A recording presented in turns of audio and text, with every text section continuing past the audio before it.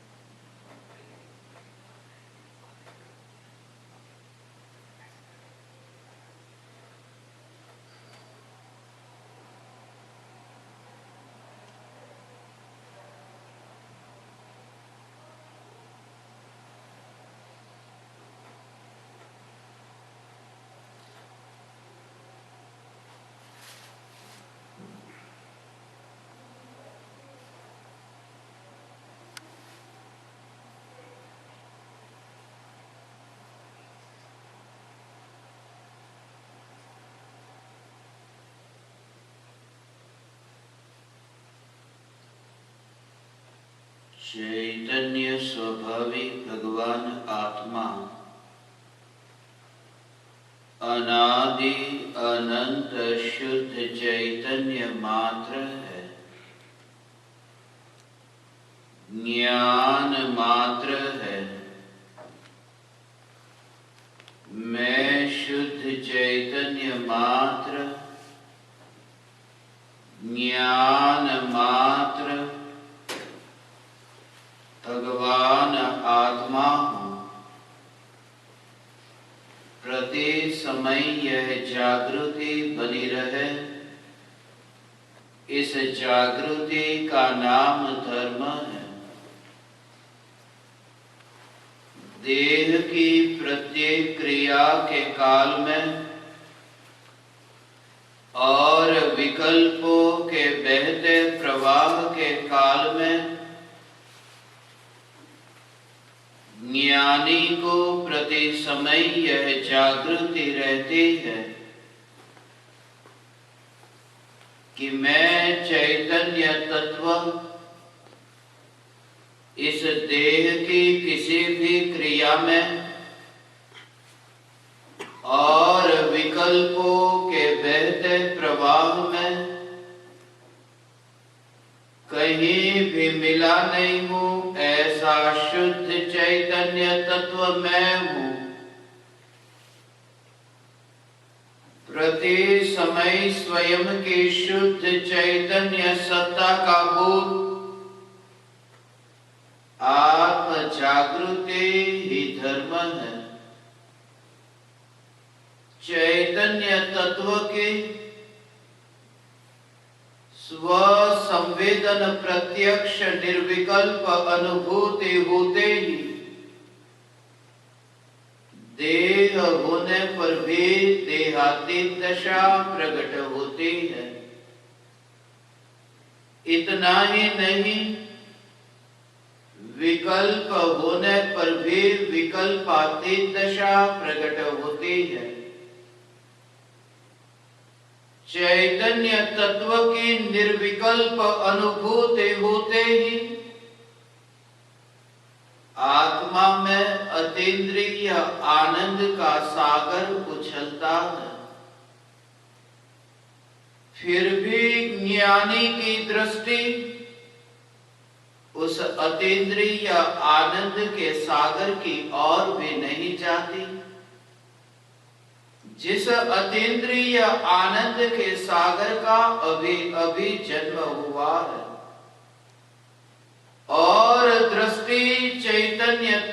पर ही टिकी रहती है। जिस चैतन्य तत्व का कदापि जन्म नहीं हुआ, यह चैतन्य तत्व ही मैं हूं। चैतन्य तत्व की निर्विकल्प अनुभूति होते ही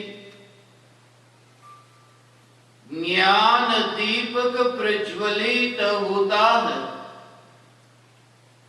ज्ञान दीपक प्रज्वलित होते ही ऐसी यथार्थ श्रद्धा होती है कि मैं त्रिकाल प्रज्वलित ज्ञान दीपक हूं। चैतन्य ज्योति की सत्ता के अतिरिक्त देह रूपी मिट्टी और रागादि विकारी भाव रूपी धुएं में कहीं भी फैला नहीं हूं। ज्ञान दीपक प्रज्वलित होते ही ज्ञानी स्वयं को राख की दीवार का पड़ोसी मानता है और मोक्ष मार्ग का मुसाफिर जानता है।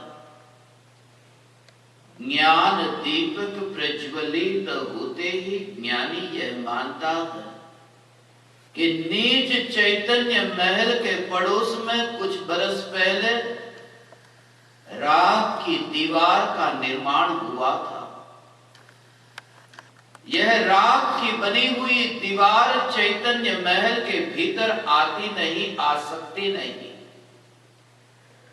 और मैं चैतन्य महल अपने स्थान से एक समय के लिए भी हिल करके, डोल करके इस पड़ोसन राख की दीवार के पास जाता नहीं। इसलिए सदाकाल निश्चिंत हूं कि इस राख की दीवार में कैसे भी परिवर्तन आए, निज चैतन्य परमात्मा की श्रद्धा के बल पर फिर वह देह की किसी भी अवस्था के काल में निश्चिंत रहकर चैतन्य के आनंद को भोगता है। फिर वह पड़ोसन कैसी भी हो, किसी भी प्रकार के आकार की हो, फिर वह पशु की पड़ोसन या फिर स्त्री रूप पड़ोसन या पुरुष रूप पड़ोसन, राख की दीवार के आकार और प्रकार से इस चैतन्य महल को कोई फर्क नहीं पड़ता। इसलिए ज्ञानी सदैव स्वयं को सुरक्षित अनुभव करते हैं। निज स्वरूप की अनुभूति होने से, निज चैतन्य परमात्मा की प्रतीति होने से अनंत परमात्माओं को श्रद्धा में स्थापित किया, अनंत परमात्माओं को श्रद्धा में टंकोत्कीर्ण किया। फिर वह जहां देखे वहां परमात्मा दिखता है। फिर कण कण में परमात्मा दिखता है, क्योंकि यहां परमात्मा तत्व की दृष्टि प्रकट हुई है। चैतन्य के चश्मे लगने पर जहां जहां देखे वहां पर चैतन्य का दर्शन होता है। ज्योति प्रज्वलित तो होते ही उस ज्योति से जो भी पदार्थ प्रकाशित तो होते हैं, उन पदार्थों की रुचि मिटते ही उन पदार्थों के प्रकाशित होने के काल में भी ज्योति का ही दर्शन होता है। कमरे में अंधेरा, दूसरा कमरा भी अंधेरा, तीसरा कमरा भी अंधेरा। जब जलते हुए दिए को लेकर अंधेरे वाले कमरे में जाए और कमरा प्रकाशित हो, फिर दूसरा कमरा भी प्रकाशित हो, फिर उस ज्योति को तीसरे कमरे में, अलग अलग कमरे में लेकर के जाओ और यह दिखाई देता है कि यह कमरा कितना प्रकाशित हो रहा है, मगर यह प्रकाश कमरे का नहीं है, यह प्रकाश ज्योति का है। चैतन्य ज्योति की अनुभूति होते ही ज्ञानी को यह देह रूपी कमरा प्रकाशित दिखाई नहीं देता। भले ही यह भ्रम होता है कि यहां पर जीवन है, मगर जीवन यहां नहीं, जीवन इससे पार है। जीवन इस राख की दीवार से दूर है, जीवन मांस मज्जा से दूर चैतन्य सत्ता में है।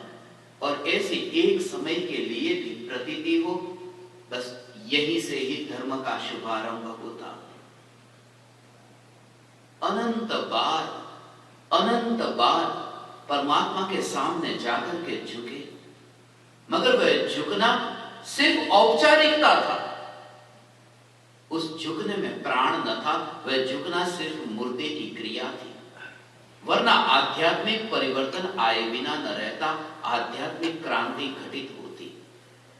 इस पृथ्वी पर 158 देशों में जाकर मैंने हजारों मंदिरों में, मस्जिदों में, चर्च में जाकर चैतन्य की पुकार की, मगर फिर भी कहीं पर भी ऐसी आध्यात्मिक क्रांति घटित क्यों नहीं दिखाई देती?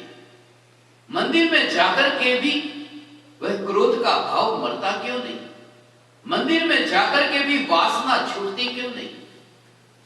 मंदिर में जाए मगर मंदिर समाधान नहीं है। मंदिर में जाकर के ये प्रतीति हो कि यहां पर भी आ गया, मगर शांति क्यों नहीं मिली? क्योंकि भीतर में शांति हो तो मंदिर हो या फिर तुम वन जंगल में हो, शांति का तुम्हें सब जगह अनुभव होगा।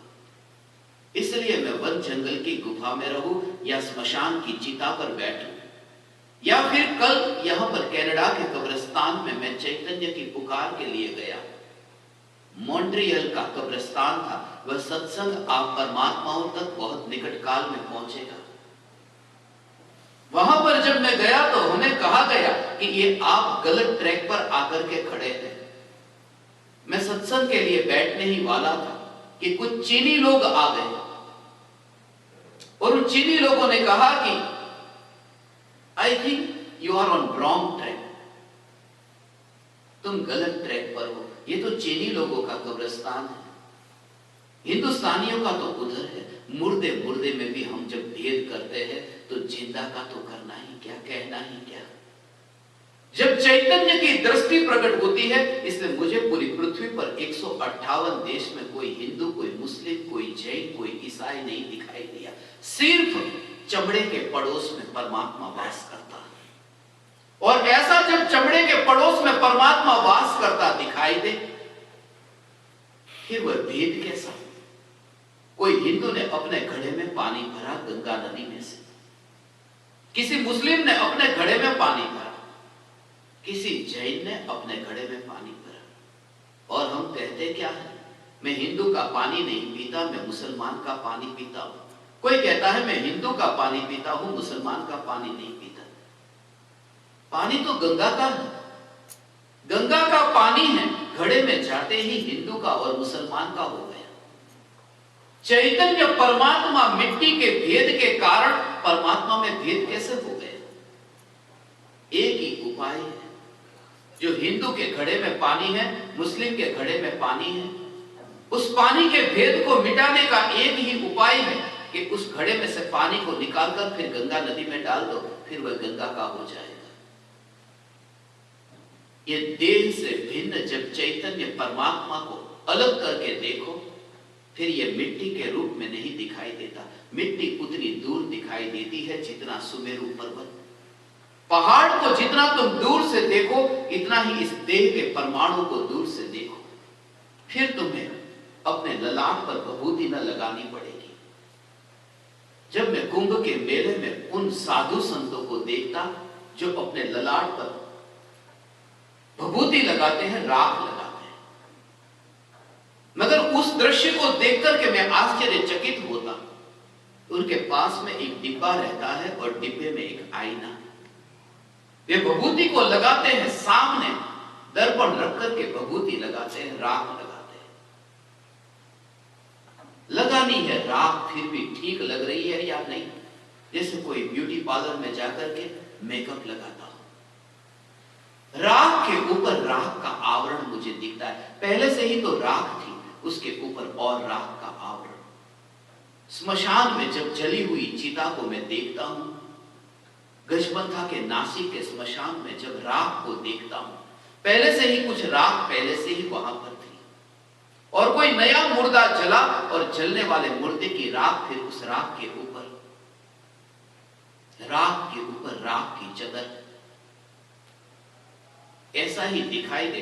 कोई व्यक्ति अपने हाथ में राख लेकर के ललाट पर लगाए, ऐसा ही दिखाई दे पहले से ही राख थी और उसके ऊपर और राख लगाई। मगर हम बहुत चालाक है, चतुर है, हम इसे राख देखना ही नहीं चाहते। इसलिए तो मुर्दे को जलाने के बाद में राख को जब गंगा में बहाने जाते हैं, राख तो बोलते ही नहीं। हमने मुर्दे को भी अच्छे अच्छे नाम से सजाया है, कहते हैं फूल बहाने जा रहे हैं। बचपन से मुझे आश्चर्य होता कि फूल तो है ही नहीं, यहां तो राख है, यहां तो हड्डी है।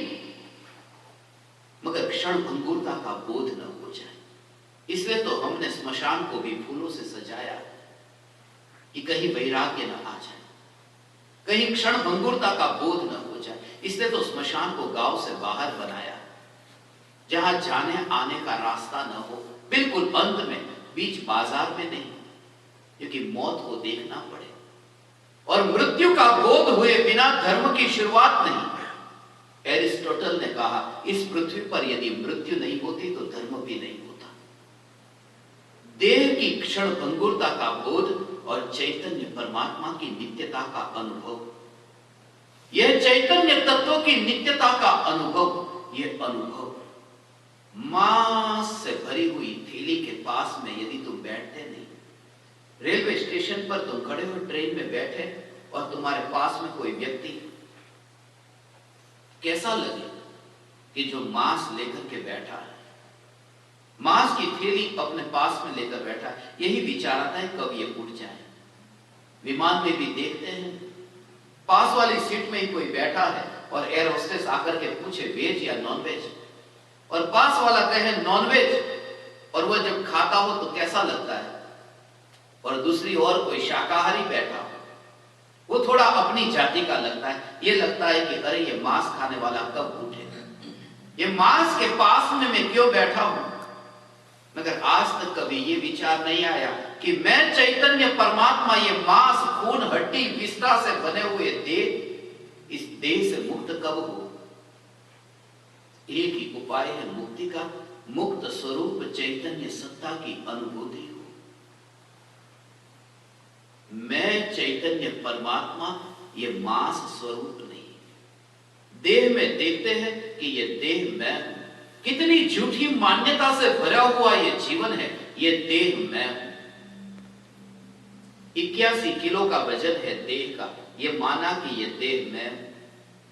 पेट में मल है, मल विसर्जन करने टॉयलेट में गए, 1 किलो मल निकल गया, अब वजन किया, अब माना कि मैं अब 80 किलो का। थोड़ी देर पहले कहते थे मैं 81, अब कहा कि कोई पूछे आई एम 80, मैं 80 किलो का। वो 1 किलो जो मल अभी चला गया, थोड़ी देर पहले ये माना था कि वो मल मैं हूं, क्योंकि माना था आई एम 81, वो इंक्लूड था। मैं चैतन्य परमात्मा हूं और स्वयं को विस्ता मानता हूं, मल मानता हूं। और जब ये चैतन्य की अनुभूति हो, भगवान आत्मा, तब फिर तुम मल मूत्र स्वरूप स्वयं को नहीं मानते, तब तुम राग और द्वेष के मल स्वरूप अपने को नहीं मानते, तो फिर देह के मल की तो बात ही क्या। ऐसे मंदिर में आने का एक ही प्रयोजन है, परमात्मा की पहचान हो। अनादि काल से जिसे नहीं समझा वह समझ में आए। मंदिर में आने का यही प्रयोजन है। हिंदू मंदिर में आकर के यही प्रयोजन है कि तुम चैतन्य सिंधु, चैतन्य सागर को समझो।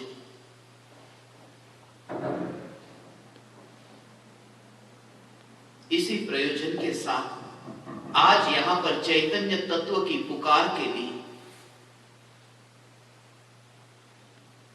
मुझे सौभाग्य मिला। जैसा मैं आपसे कहता हूं, मुझे कहीं पर भी ये भेद नहीं दिखाई देता कि कौन हिंदू कौन मुस्लिम। मुझे जहां पर देखूं वहां पर परमात्मा ही परमात्मा दिखाई देता है, आत्म राम ही दिखाई देता है। रास्ते पर जो चींटी कीड़े मकोड़े को देखो, वह कीड़ा मकोड़ा नहीं दिखता। संजोग की बात है, अभी वह कीड़ा मकोड़ा है, आज यहां है, कल मोक्ष रूपी महल में वास करेगा। पड़ोस में कोई कीड़े का शरीर है, वह तो परमात्मा है। एक पल में ऐसा स्वरूप बदलता है। ये जो तड़पाने वाला जो है वह मोह है, देह नहीं, देह के प्रति जो मोह का भाव है। संयोग दुख का कारण नहीं है, संयोग में जो पराई में अपनापन है वही दुख का कारण है। एक पल में कैसा भाव पलट जाता है। बाजार में यदि कोई साड़ी खरीदने जाए, अभी पैसे चुकाए भी ना हो, दुकानदार साड़ी को दिखाता हो और अच्छी लग जाए और उस साड़ी पर कोई हाथ लगाए, कहते नहीं ये खरीद ली है, अभी तो रुपये भी नहीं चुकाए थे, मगर मोह हो गया ये मेरी। जिस वस्तु के प्रति हमारा मोह है बस वहां पर ही दुख है। मोह दुख का कारण है, संयोग दुख का कारण नहीं। कांच का गिलास मेरे घर में रखा है, वो गिर करके फूटे, वो तुम भी देखो और मैं भी देखो, दुख मुझे होगा क्योंकि मैंने माना कि ये मेरा है। नजर के सामने ही दिख रहा है कि नजर के सामने दिख रहा है कि मोह है तो दुख है, मोह छूट जाए तो दुख नहीं है। सिर पर जो बाल है वो कटे हुए बाल, उस बाल के साथ कोई कैसा भी सलूक करे, कटे हुए हैं, अब ये मेरे नहीं है, अब मोह नहीं रहा। और इस बाल के साथ में अभी कोई छेड़खानी करे, ये मेरे बाल है। एक एक परमाणु के प्रति जो मोह का भाव है वह मोह का भाव ही दुख का कारण है। और जैसे ही अपनापन टूट जाए, अपनापन छूट जाए, जो अपना नहीं है उसमें अपनापन किया, ये बेईमानी है। जो पराया है उस पराये में अपनापन किया, नीचे उतार दिया। ऐसी दशा प्रकट हो, धर्म का तब उदय होता है जब तुम्हें क्षण भंगुरता का बोध हो, जब तुम्हें आत्मा की नित्यता का और जगत की क्षण भंगुरता का बोध हो। पल पल में पलटता ये संसार और कभी नहीं पलटता, ऐसा यह शुद्धात्मा। इन दोनों के बीच में जिन्हें भेद दिखाई दे, ये भेद विज्ञान की ये दीवार जिन्हें दिखाई दे कि दोनों के बीच में तो ये भेद है,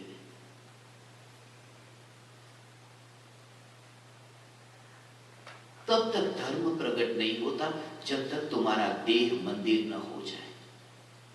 1 घंटे मंदिर में बैठ करके कोई धार्मिक नहीं हो जाता। जब देह को ही मंदिर के रूप में देख ले कि मैं चैतन्य परमात्मा, मैं चैतन्य परमात्मा।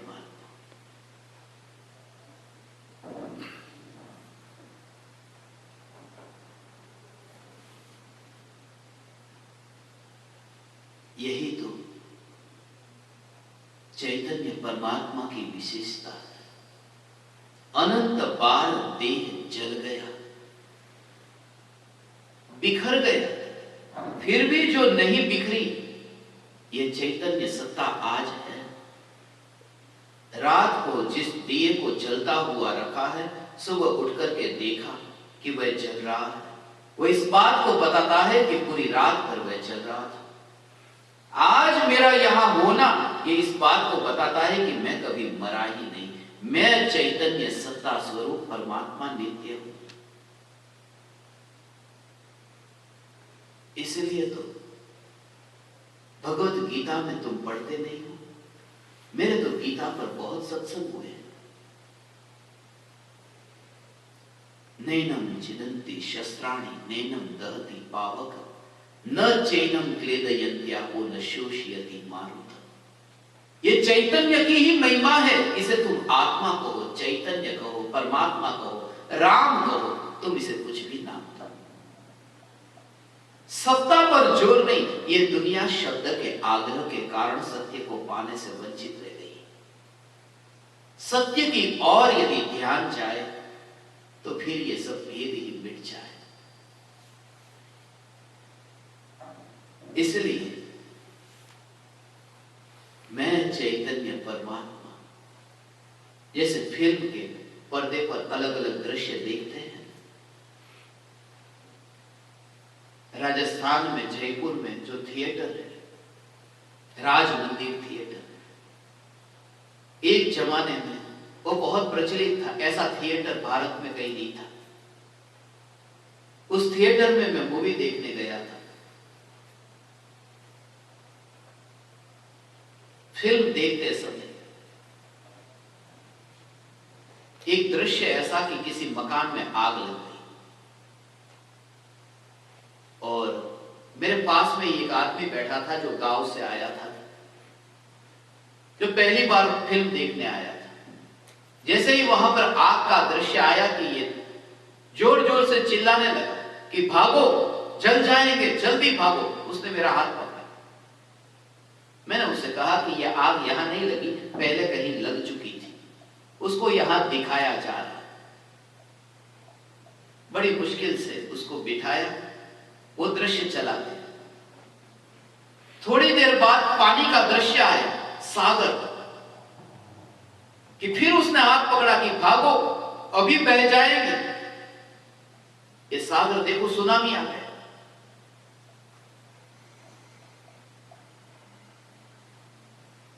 थोड़ी देर बाद वो दृश्य भी चला गया, ये शांति से फिर बैठा।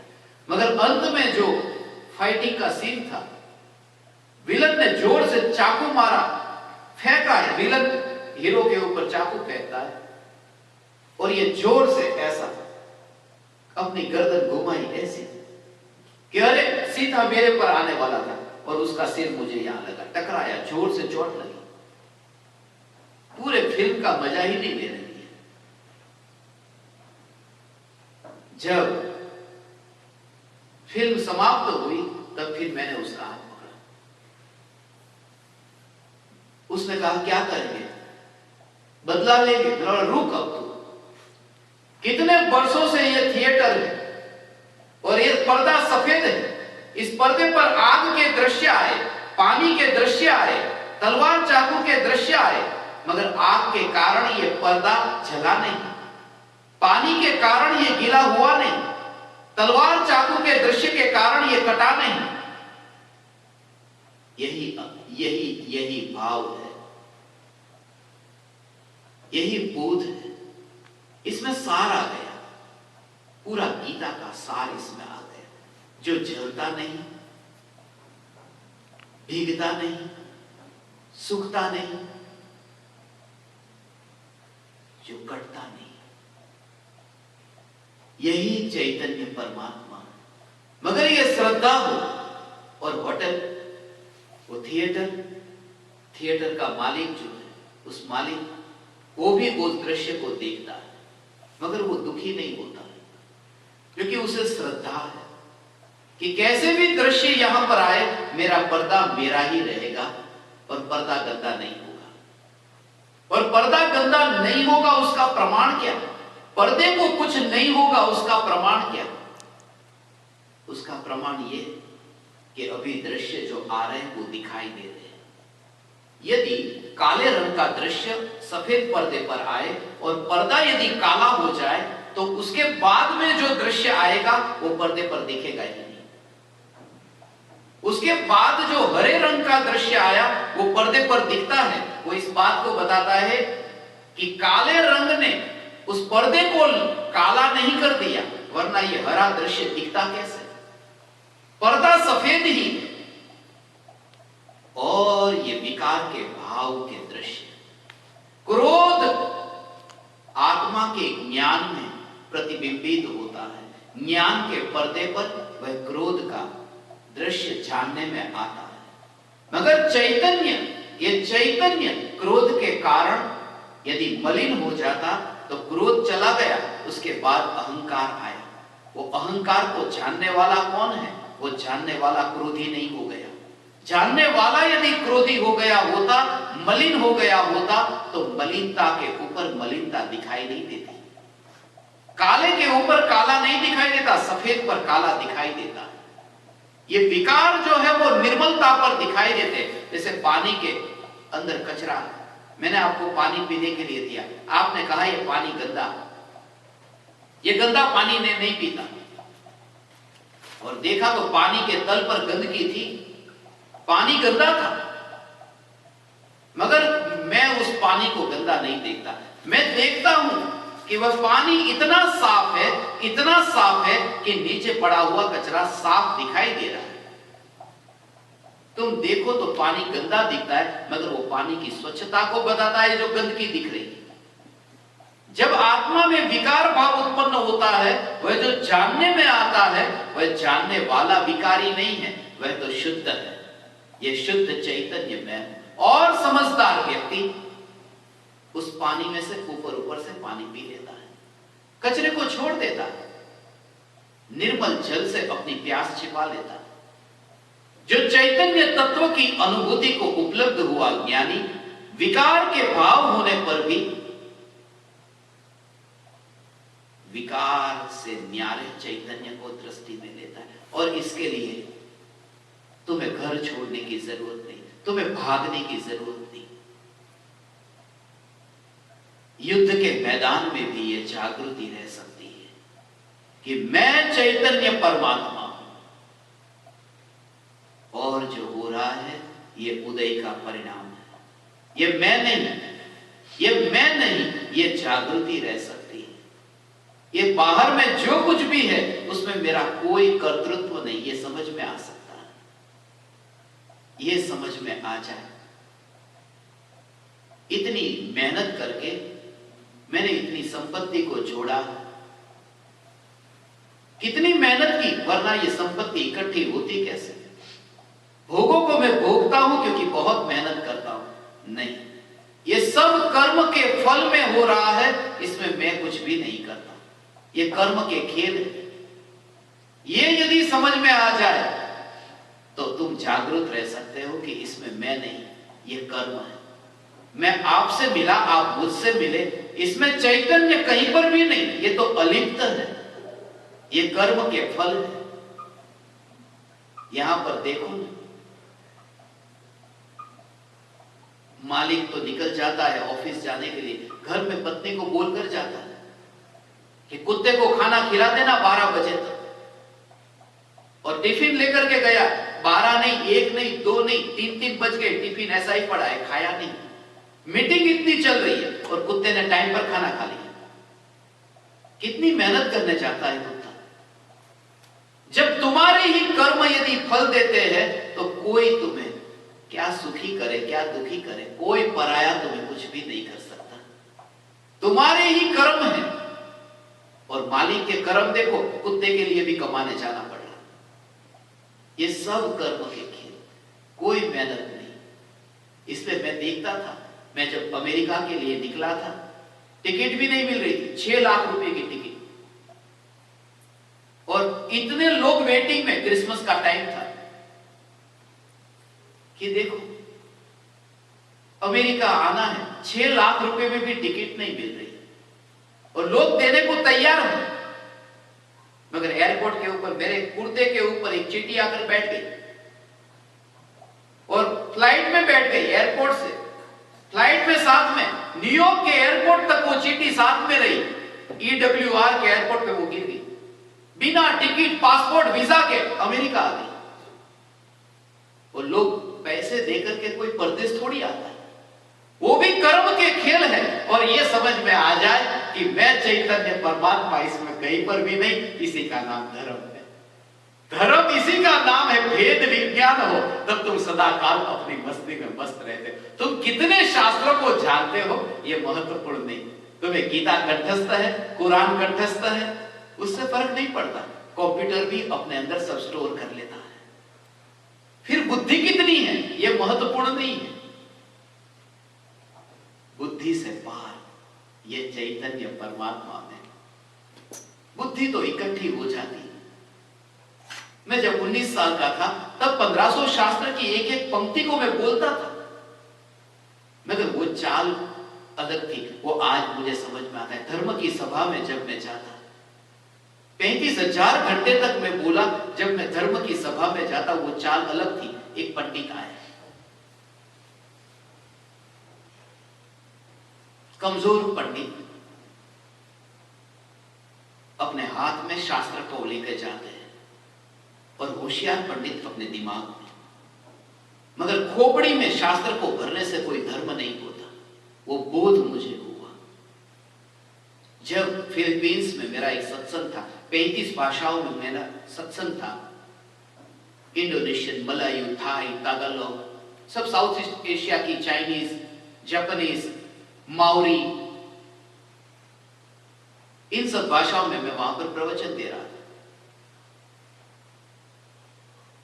मगर 35 भाषा में एक स्टेज से बोलने के बाद में जब मैं नीचे उतरा, मैं 3 घंटे के लिए एक भी भाषा को नहीं जानता था, कंप्लीटली ब्लैंक।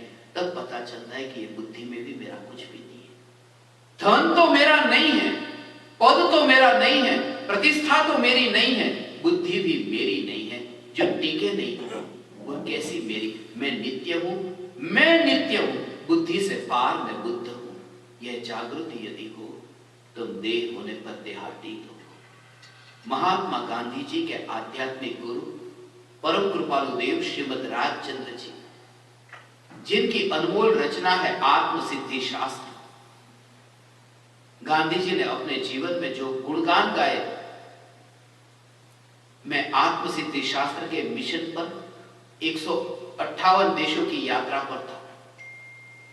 दुनिया का कोई ऐसा देश बाकी नहीं बचा, आंख बंद करके उंगली रखो तो, जिस देश में मैं न गया ये वाणी लेकर के, एक ही कारण से, क्योंकि आत्मसिद्धि शास्त्र में कहीं पर भी जैन शब्द नहीं लिखा, हिंदू नहीं लिखा, मुस्लिम नहीं लिखा, एक ही कि जो जानने वाला है, जो देह नहीं है, देह से पार है। इसलिए तो मस्जिद में भी इस शास्त्र को, दुबई के अंदर इतने वर्षों के इतिहास में दुबई में यदि पहला शास्त्र यदि स्थापित हुआ हो तो वो आत्मसिद्धि शास्त्र।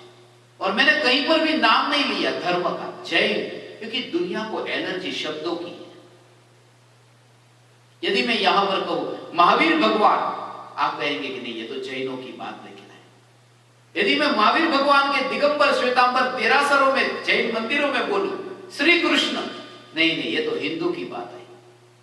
मगर चैतन्य चैतन्य चैतन्य मेरा जोर है कि जगत में बस जीवों तक, व्यक्ति को पर जोर देकर नहीं, चैतन्य की जरूरत है।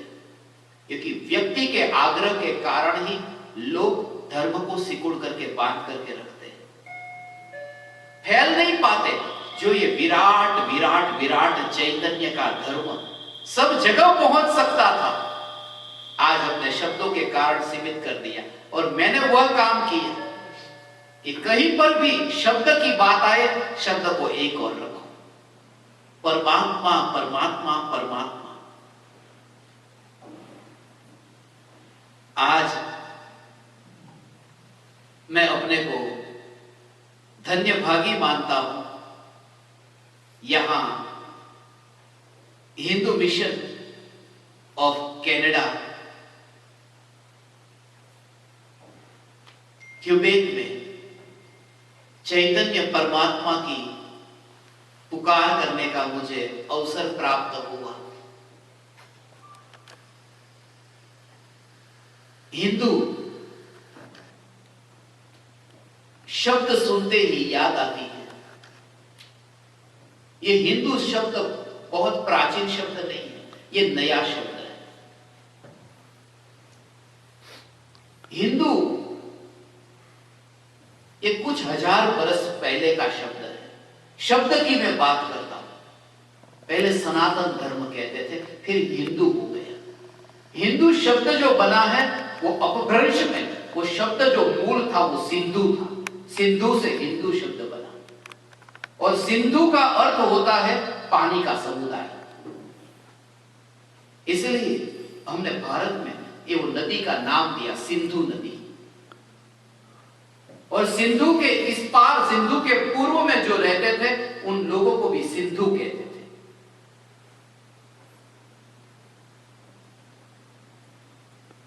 ईरान की भाषा में ऐसे शब्द का, स शब्द का जो उपयोग होता है वो स को ह के रूप में उपयोग होता है।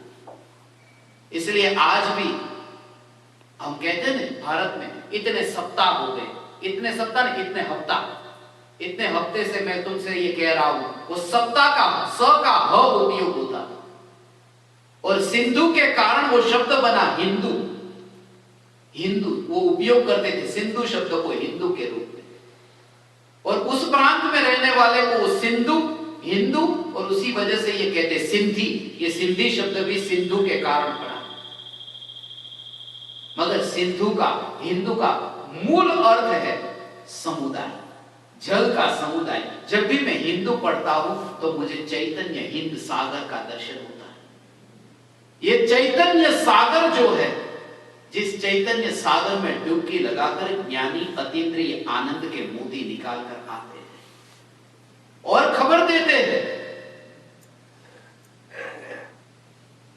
जब पुराने मित्रों की याद आती है तो सागर की गहराई में जाए।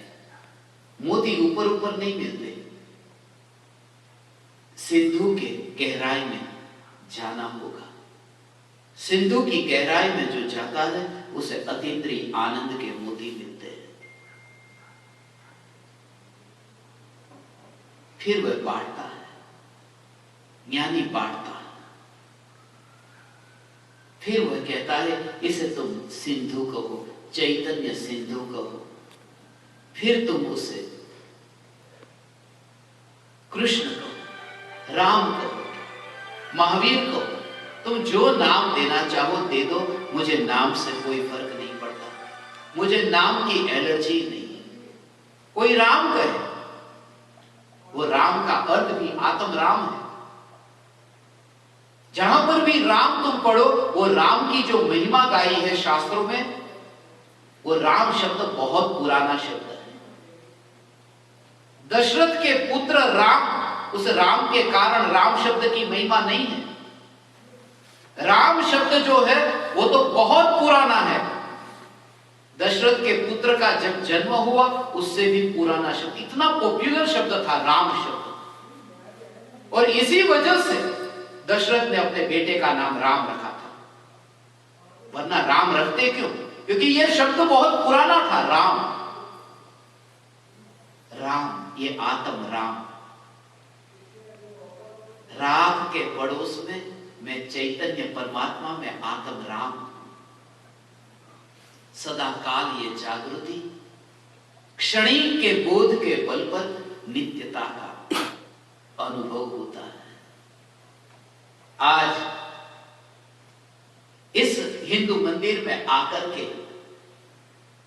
मैं सबसे पहले तो यहां के जो प्रेसिडेंट है उन्हें मेरे हृदय के अंतःकरण से प्रणाम करता हूं, धन्यवाद देता हूं, जिन्होंने इतनी विराट दृष्टि रख करके मुझे यहां सत्संग के लिए आमंत्रण दिया। वरना हिंदू मंदिर में इस व्यासपीठ पर मुझे बैठना, मैं तो बैठ जाता हूं। कहीं पर भी साधना का, सत्संग का मौका मिले, चैतन्य की पुकार का मौका मिले, मेरी मस्ती है, यह मौज है। जैनियों में बहुत विरोध करते हैं, जो टीवी के ऊपर मुझे देखते हैं इंडिया में, कि ये दृश्य जब वो देखते हैं, कल अखबार में छपेगा भारत में कि ये जैन हिंदू के मंदिर में जाकर के बैठ गया। ऐसा इतनी एलर्जी हो गई है। और वो बात करते हैं बड़ी बड़ी परमात्मा की। मैं तो यहां के प्रेसिडेंट का धन्यवाद अपने हृदय के अंतःकरण से मानता हूं, जिन्होंने इतनी विराट दृष्टि रख करके इस बालक को यहां पर सत्संग करने के लिए आमंत्रण दिया। और मैं कहता हूं भविष्य में भी यदि धर्म टिकेगा तो आपके जैसे परमात्माओं के कारण ही, आपके जैसे विराट दृष्टि वाले साधकों के कारण ही, मुमुक्षुओं के कारण ही। मोक्ष की वांछा तो है, बस मुक्ति के मार्ग पर लगे। क्षणिक का बोध हो, एक क्षण में कहां से कहां। अभी सम्राट सिंहासन पर बैठा है और मरकर अपने ही महल के टॉयलेट के अंदर लाल कीड़े के रूप में पैदा होगा। क्षण भंगुरता का बोध हो तो फिर यहां पर रुचि नहीं रहती, फिर वासना ही मर जाती है।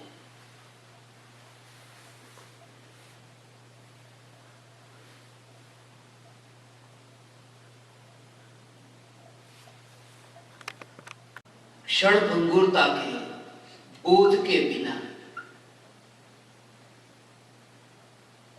नित्य चैतन्य की अनुभूति नहीं होती। देह अभी इतना सुंदर है, पल भर में ये देह की अनित्यता, मगर उसे भी तुम स्वीकार करते हो। नदी का जो पानी बह रहा है, उस बहते पानी का स्वीकार तुम तब कर सकते हो यदि तुम किनारे पर बैठे हो, यदि तुम पानी में बहते नहीं हो। जब तुम्हें अपने चैतन्य की सत्ता उस बहते प्रवाह से अलग दिखेगी, जब अनित्यता से न्यारी ये नित्य सत्ता दिखाई देगी, तो फिर अनित्यता का स्वीकार सहज होगा। फिर वह गिलास गिरेगा, मगर तुम्हें यह दिखाई देगा कि वह गिरा हुआ गिलास जिस दर्पण में प्रतिबिंबित होता है, वह दर्पण नहीं फूटा। गिलास यदि फूट जाए मगर दर्पण नहीं फूटा, दर्पण फूट जाता तो गिलास का प्रतिबिंब कहां पड़ता। इसलिए ज्ञानी को देह नष्ट होता हुआ तो दिखाई देता है, मगर वह नष्ट होता हुआ देह जहां जानने में आ रहा है, यह चैतन्य नष्ट नहीं हो रहा है। और पकड़ा है दर्पण को, गिलास को नहीं। इसलिए ज्ञानी को चैतन्य की ऐसी पकड़ हो गई है, इसलिए तो देह को ऐसे ही देखते क्षण भंगुर। अनित्यता का बोध जैसे पलटू को हो गया। सिर्फ वो उस अपने घर की खिड़की में से एक दृश्य देखता था। मधुमक्खी फूलों पर बैठती है, फूलों के रस को चूसती है, और मधुमक्खी एक छत्ता तैयार करती है। मधुपूड़ो जेवी रीते तैयार करे। पलटू कहता है वो दृश्य में देखता था रोज। करीब करीब 6 महीने लगे वो मधुमक्खियों को वो छत्ता बनाने में। इतना बड़ा छत्ता हो गया। और वो दृश्य जब मैंने देखा कि मध बेचने वाला व्यापारी आया, नीचे धुआं किया और मधुमक्खियां उड़ गई, वो छत्ता लेकर चला गया। पलटू कहता है वो दृश्य जब मैंने देखा, तब से ही मुझे क्षण भंगुरता का बोध हुआ कि ऐसा ही हमारा ये मनुष्य का जीवन है कि पूरे जीवन भर देह को सजाते हैं, देह की रक्षा करते हैं, बचाना चाहते हैं, मगर बचा नहीं पाते। अंत में हाथ खाली होते। हाथ खाली क्या, हाथ ही नहीं होते फिर। इसलिए कहते हैं कि खाली हाथ आया था और खाली हाथ जाएगा। मैं तो ये कहता हूं कि बिना हाथ का आया था और बिना हाथ का जाएगा, क्योंकि आत्मा हाथ लेकर थोड़ी आया था, वह भी तो यहां पर मिले। मैं चैतन्य परमात्मा हाथ लेकर के आया नहीं, ये भी यहां पर मिले। और अभी भी मैं आपसे कहूं कि अभी भी मैं यहां पर हूं, हाथ लेकर के नहीं हूं। अभी भी मैं बिना हाथ का हूं, क्योंकि चैतन्य को तो हाथ ही नहीं है। जब चैतन्य को हाथ ही नहीं है, तो फिर यह मान्यता से छुटकारा हो कि यह जगत जो चल रहा है उसमें कहीं ना कहीं मेरा हाथ है, क्योंकि मेरे पास तो हाथ ही नहीं है। चैतन्य को हाथ का अकर्ता भाव प्रकट हो। मेरा इस जगत में कुछ भी कर्तृत्व नहीं है। कर्तृत्व नहीं, ये बहता प्रवाह है, ये बहता प्रवाह। नेपोलियन जो कहता था, नथिंग इज इम्पॉसिबल। इस जगत में सब कुछ संभव है, सब कुछ संभव है। लोग कहते कितना बलवान, कितना बलशाली है, कुछ भी असंभव नहीं। तुम चाहो वो कर सकते हो। वह व्यक्ति महान नहीं। एक पिता था, अपने बेटे के सामने ही कह रहा था, बेटा तू जो चाहे वह कर सकता है, इस जगत में कुछ भी असंभव नहीं, तू जो चाहे वो कर सकता है। वो बेटा गया बाथरूम में जाकर के कॉलगेट लेकर आ गया और कॉलगेट को दबा करके बाहर निकाल दिया और कहा पिताजी को इसको बंद कर दो। इस जगत में कुछ भी असंभव नहीं। इस जगत में कुछ भी असंभव नहीं, ये मानने वाला महान नहीं है, ये ज्ञानी नहीं। और वह भी ज्ञानी नहीं जो कहे कि सब कुछ असंभव है। ज्ञानी तो वह है जो कहे कुछ संभव है और कुछ असंभव है। इन दोनों के बीच का भेद जो समझ ले। इंद्रियों के विषय के भोग में से सुख लेना संभव है ही नहीं, और आत्मा में से सुख लिया ही जा सकता है। ये दोनों के बीच का जो भेद समझ लेता है वह ज्ञानी है। इंद्रियों के विषयों में से सुख लेंगे कैसे? ये शरीर सुख देगा कैसे जिसमें सुख है ही नहीं? अनहद भक्ति के भाव से परमात्मा की भक्ति करने का अर्थ यही है, यही है कि मैं परमात्मा के वास्तविक स्वरूप को पहचानूं, स्वरूप को पहचानूं।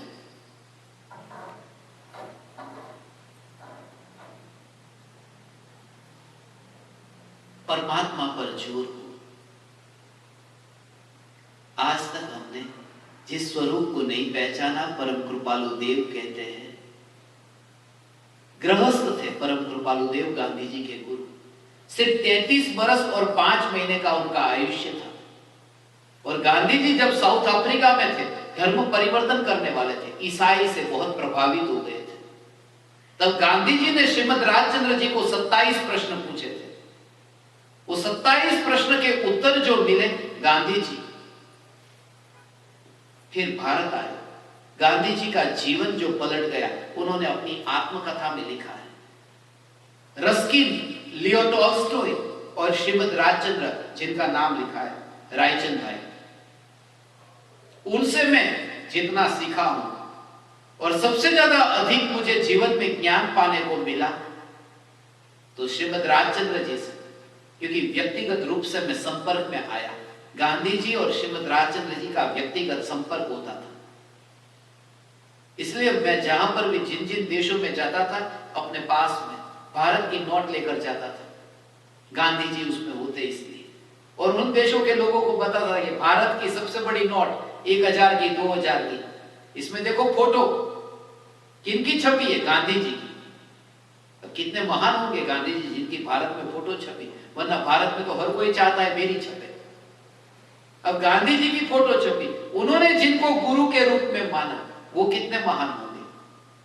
और वो घर में रह करके धार्मिक थे, जंगल में नहीं गए थे। इसलिए आप परमात्मा भी भले ही ऐसे आधुनिक, ऐसे भौतिक दुनिया में कनाडा जैसे देश में रहते हैं, फिर भी घर में रह करके, परिवारजनों के संग में रह करके आप धार्मिक हो सकते हैं। सिर्फ जागृति बनी रहे कि मैं चैतन्य परमात्मा, मैं राग की दीवार में, मैं इस देह, ये मांस खून हड्डी से बने हुए इस थैले में कहीं पर भी नहीं रहता।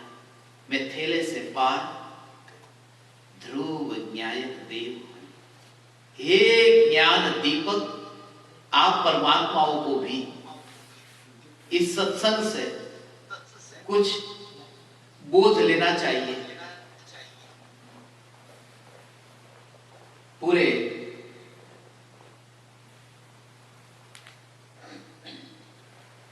विश्व में अभी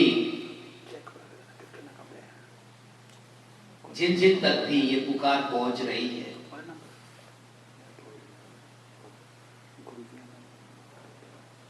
आज आप सबको यह श्रद्धा हो गई होगी, मैं संप्रदाय में नहीं मानता, मैं चैतन्य का दीवाना। वृंदावन गए थे ना, गोकुल गए थे ना, यहां पर परमात्मा पर पर्दा नहीं दिखाई दिया। 251, 501, 1001 दोगे तो पर्दा खुलेगा। जब मैं यहां आया तो पर्दा पहले से ही खुला था। थोड़े दिन पहले तो ऐसा हो गया। श्रद्धा का विषय है, कितना देते हो, पर्दा बाद में खोलते हैं। ये बैठे हैं मेरे सामने, मैं सब जगह जाता हूं चैतन्य की पुकार करने। परमात्मा में दोष नहीं है, परमात्मा को जिन्होंने व्यापार बना लिया है उसमें दोष है। अनहद भक्ति से, अनहद वात्सल्य से मैं पुनः पुनः Hindu mission of Canada Quebec के प्रेसिडेंट, जिन्होंने मुझे यहां पर आमंत्रण दिया, जिनके कारण मेरा यहां कनाडा में आना हुआ, मैं ऋणी हूं आप परमात्मा का। आप समस्त परमात्माओं को मेरे हृदय के अंतःकरण से प्रणाम करता हूं। मेरे प्रणाम स्वीकार करें।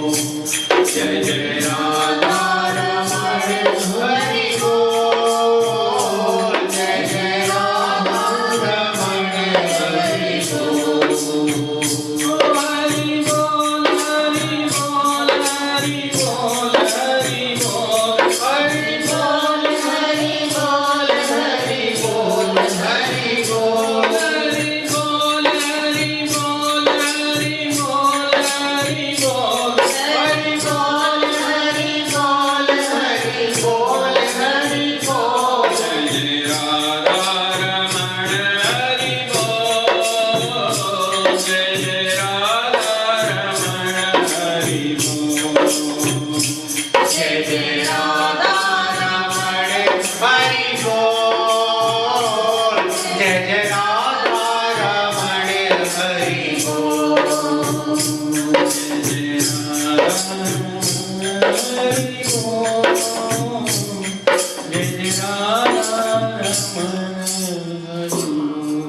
बोले मोर मुकुट बंसी वाले की जय।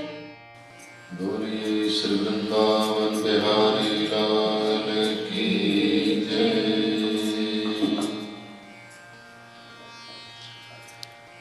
के सांबर से मिलने का सत्संग ही बहाना है। सांबर से मिलने का सत्संग ही बहाना है। सांबर से मिलने का सत्संग ही बहाना है। सांबर से मिलने का सत्संग ही बहाना है। श्याम संग प्रीति लगी मन उसका दीवाना है। श्याम संग प्रीति लगी मन उसका दीवाना है। सांबर से मिलने का सत्संग ही बहाना है। सांबर से मिलने का सत्संग ही बहाना है। वृंदावन की गलियों में राधे राधे गाऊं मैं। वृंदावन की गलियों में राधे राधे गाऊं मैं। वो वृंदावन की गलियों में राधे राधे गाऊं मैं। वो वृंदावन की गलियों में राधे राधे गाऊं मैं। जब भी बुलाओगे दौड़ी चली आऊं मैं।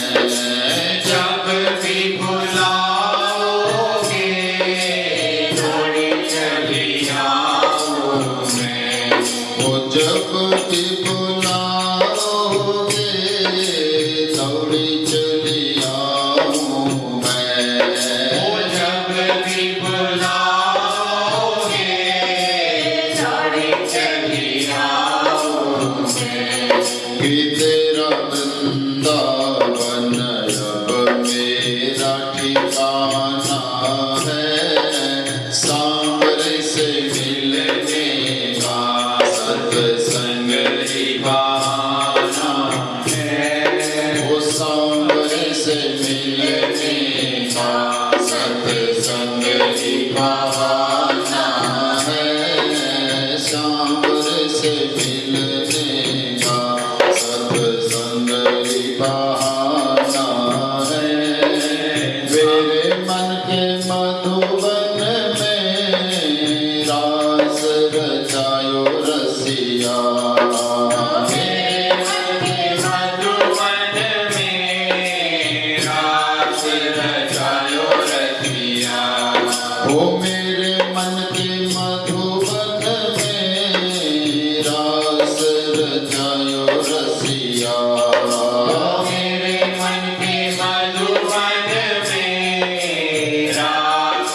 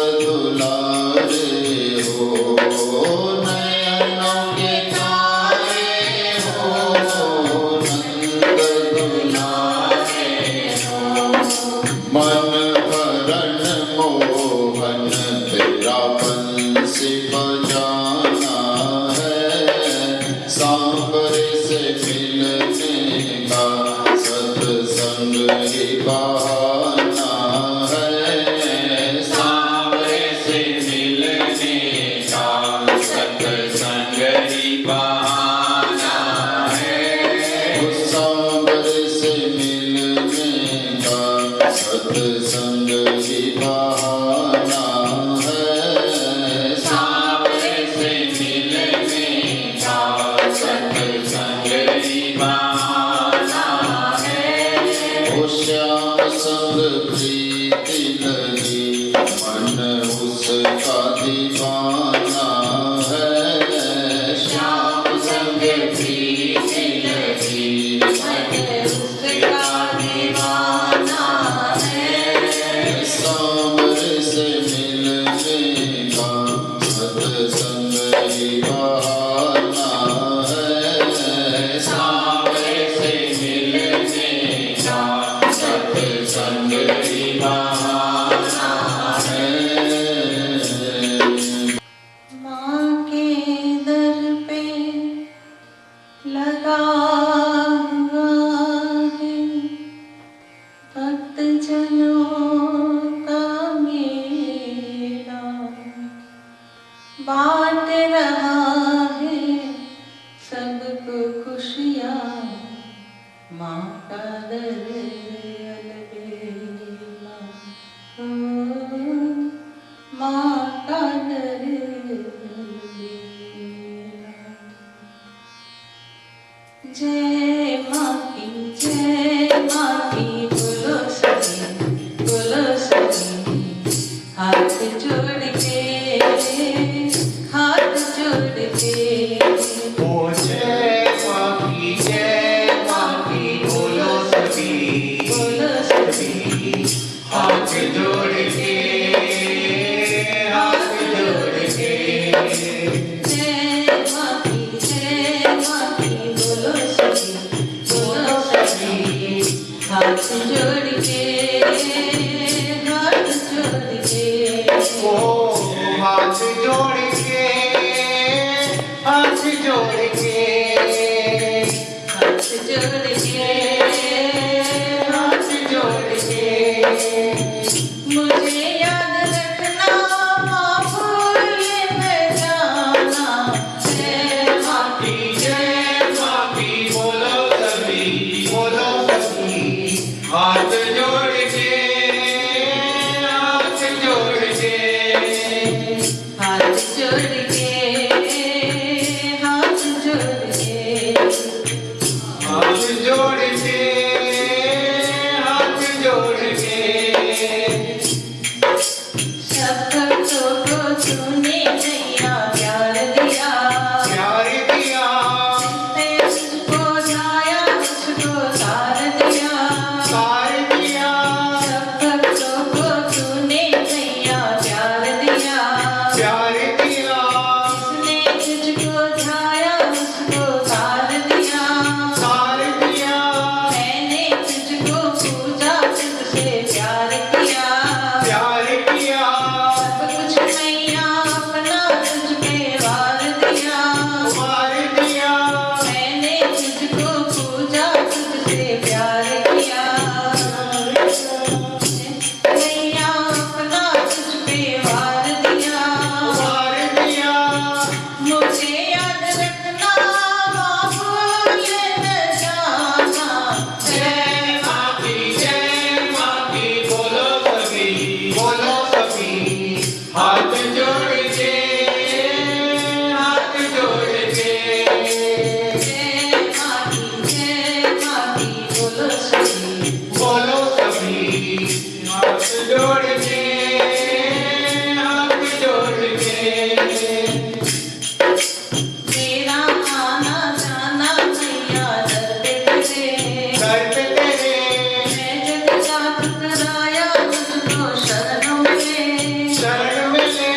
मेरा आना जाना मैया दर पे तेरे, दर पे तेरे, मैं जग जात कराया तुझको शरण मिले, शरण मिले। रोते रोते दर पे तेरे आते सभी, आते सभी, लेकिन हंसते हंसते हैं जाते सभी, जाते सभी। रोते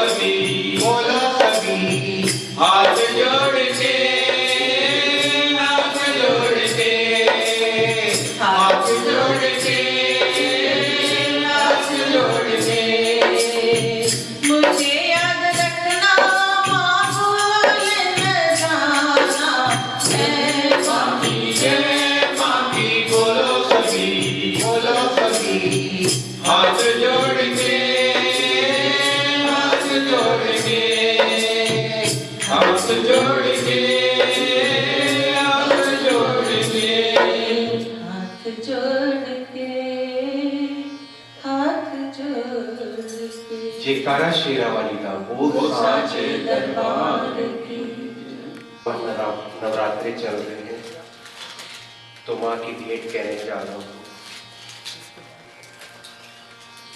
पीछे मीठी मीठी ताली का ताल। चंगा लगदा नी दूर दूर रहना, वो चंगा लगदा नी दूर दूर रहना। करेगी कितनी देर अड़िया, करेगी कितनी देर अड़िया। माँ चंगा लगदा नी दूर दूर रहना, वो चंगा लगदा नी दूर दूर रहना। करेगी कितनी देर अड़िया, करेगी कितनी देर अड़िया।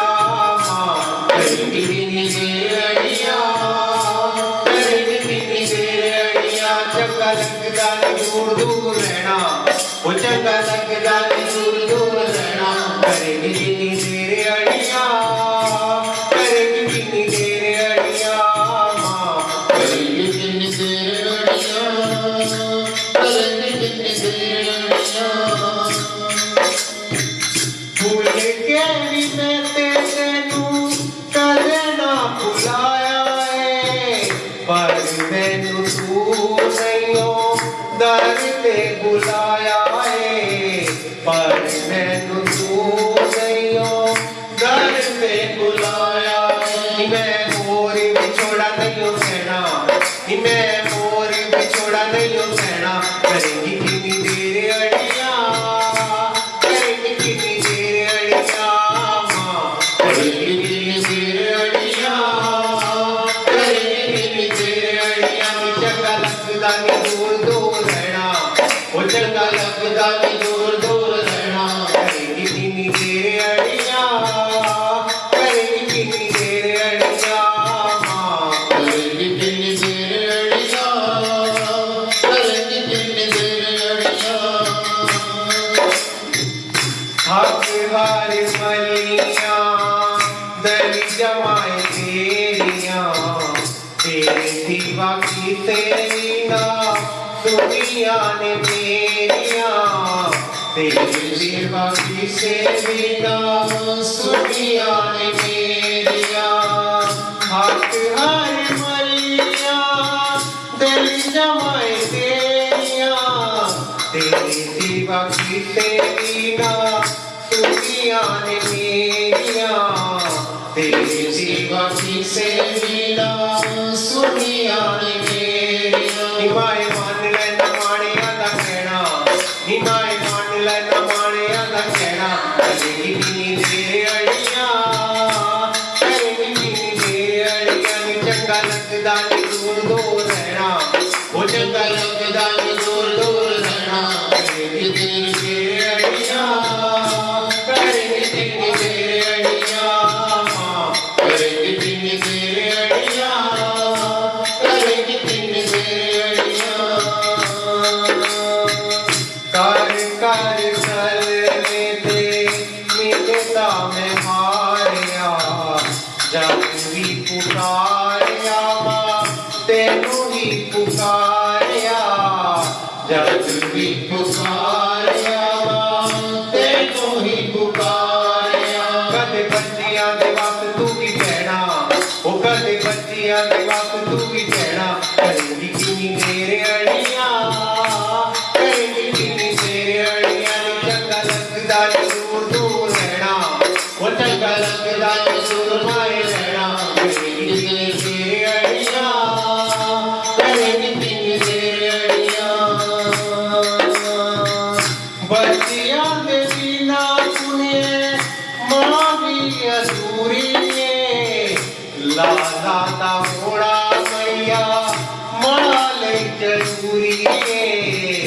लाला दा होड़ा मैया माँ ले जरूरी है। बिना बच्चियां दी माँ कित कहना, वो बिना बच्चियां दी माँ कित कहना। करेगी कितनी देर अड़िया, करेगी कितनी देर अड़िया। चंगा लगदा नी दूर दूर रहना, वो चंगा लगदा नी दूर दूर रहना। करेगी कितनी देर अड़िया, करेगी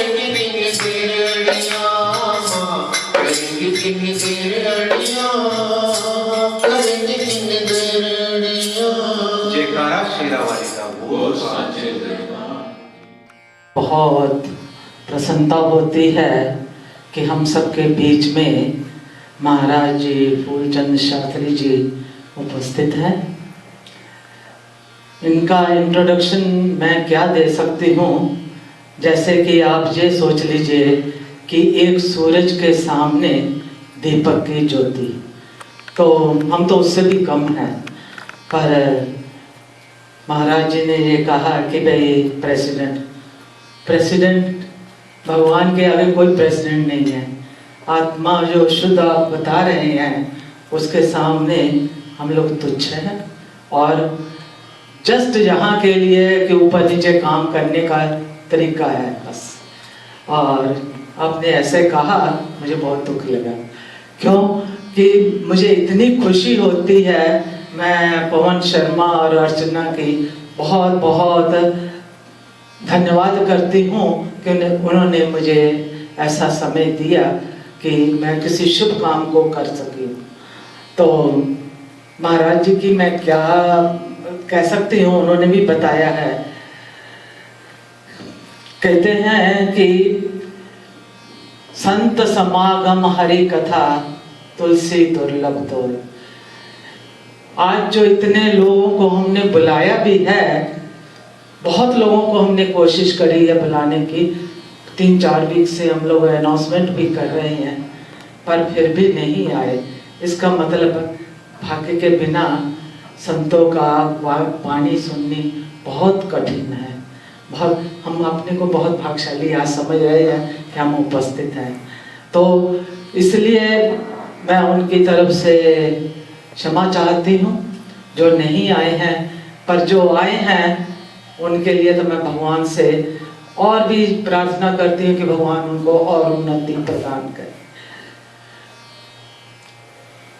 जगत सारा क्षणिक है और आत्मा एक नित्य, जिस पर के महाराज जी ने प्रवचन दिया है। आत्मा का अनुभव बस एकमात्र नित्य है। परम कृपालु देव जी, मध्य श्री राजचंद्र जी एवं पूज्य श्री गुरुदेव कान जी स्वामी में समर्पित 40 वर्षीय श्री फूलचंद जी शास्त्री असुगते सूरज के रूप में पहचाने जाते हैं। श्री फूलचंद जी 25 जुलाई 1981 में शुभ दिन में गुजरात में भावनगर जिले में उमराव गांव में पैदा हुए थे। आप 19 वर्ष की अल्प आयु में 1500 आध्यात्मिक ग्रंथों को कंठस्थ किए थे, जो कि आपके पूर्व जन्म के संस्कार ही माने जा सकते हैं। फिलीपींस में एक साथ 35 राष्ट्रीय एवं अंतर्राष्ट्रीय भाषाओं में आप प्रवचन दे चुके हैं। 2009 मुंबई में चैतन्य चमत्कार विषय पर आपने 35,000 और इतने और 35 घंटे, मैं क्लियर नहीं कर पा रही, लगातार आपने प्रवचन दिए हैं। आत्म सिद्धि चैतन्य आत्मा की पुकार, इस पर आप प्रवचन दे रहे हैं, और यही आत्मा की पुकार ही, ऐसी ही चीज़ें को हमको लर्न करनी चाहिए जो कि भविष्य में हमारे काम में आ सकती हैं, हम उसे उतार सकते हैं। आपने अब तक 153 देशों का यात्रा की है और आध्यात्मिक और शाकाहार पर 42 पुस्तकें लिखी हैं। आपके प्रवचन से प्रभावित होकर 5000 विदेशी लोग स्वेच्छा से शाकाहार हुए। वर्तमान में श्री फूलचंद जी संपूर्ण विश्व में द मेन विषम आईविशा के उपनाम से जाने जाते हैं। आपके गुरु श्रीमद राजचंद्र जी के स्वप्न को आपने साकार किया। आध्यात्मिक साधना केंद्र के द्वारा आपने धार्मिक प्रवृत्ति के साथ साथ मेडिकल, चैरिटेबल, एजुकेशन एवं सोशल प्रवृत्तियां भी उसमें बता रहे हैं, चला रहे हैं। आपके सानिध्य में मोक्ष मार्ग का साधन 142 प्रत्यक्ष एवं 415 प्रोक्ष ज्ञान दीपक हैं। प्रज्वलन आत्मा साधना द्वारा आप साधना के प्रयोग करने हेतु आप सबको आमंत्रित भी कर रहे हैं।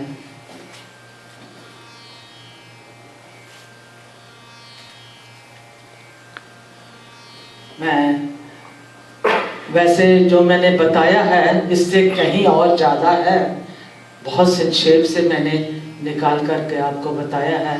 आप इनके बारे में YouTube पे भी देख सकते हैं, और एक्चुअल में तो जिनको मैंने ईमेल डालने के लिए कहा तो उन्होंने पहले उस YouTube में जा कर के आपके बारे में नॉलेज ग्रहण करी और तब उन्होंने दिया।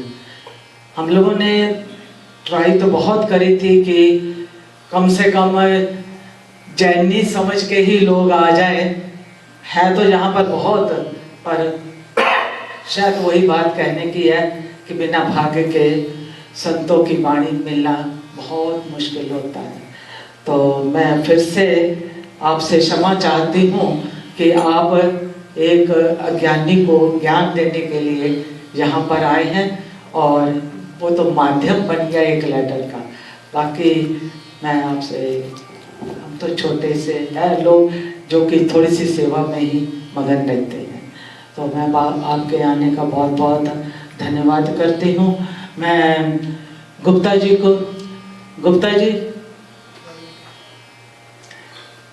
के द्वारा थोड़ा सा इनको अपने मंदिर की तरफ से सत्कार की तरफ से हम आपको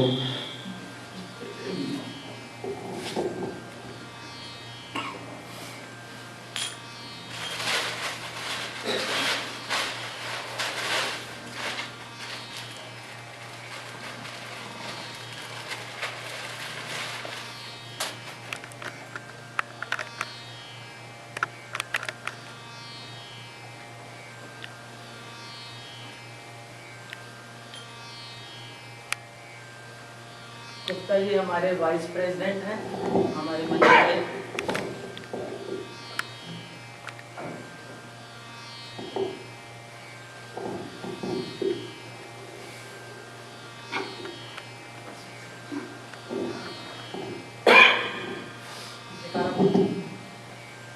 कोई भूल चूक हमारे से हो जाए तो मैं अपने मंदिर की तरफ से, कार्यकारिणी की तरफ से क्षमा प्रार्थी हूँ।